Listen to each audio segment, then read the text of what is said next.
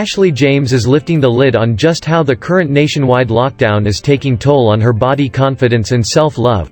The former Made in Chelsea star, 33, says being holed up at home has forced her body dysmorphia creep back in after she was stripped of luxuries including her weekly spray tans.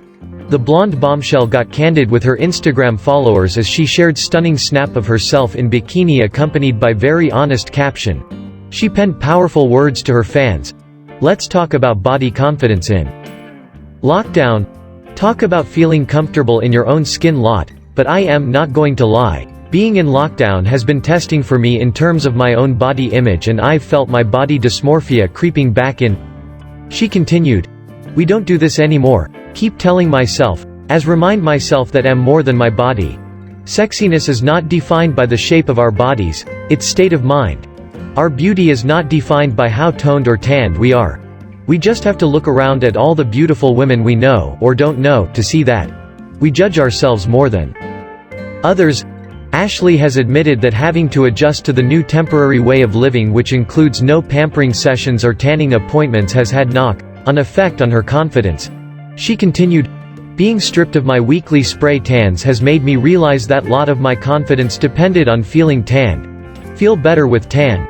Maybe because associate it with how positive feel when travel, or maybe just because I've grown used to seeing my body that way, or because it's seen as sexy. Either way, here am without tan. When my dysmorphia used to creep in, or when struggled with my body image, would take the hottest photo could and post it to social media. Needed that validation.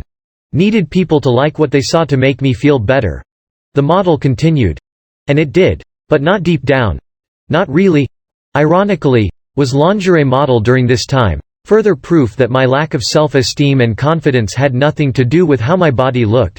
If we're feeling bad about our body, we need to work on our minds, not our bodies, although of course exercise is great, because if your happiness is dependent on an aesthetic goal, you'll probably never feel like you've reached it. And the problem with seeking validation from others is that you're putting all your happiness in their hands, which also means they have the power to make you miserable too. She concluded, the only person whose opinion matters is my own, because if someone felt they had right to voice negative opinion about my body, they wouldn't merit place in my life. I wanted to share what's going on in my mind in case anyone relates in some way. And to show both photos, too. Remind myself and hopefully you all that sexiness and confidence is an attitude. And our bodies are amazing.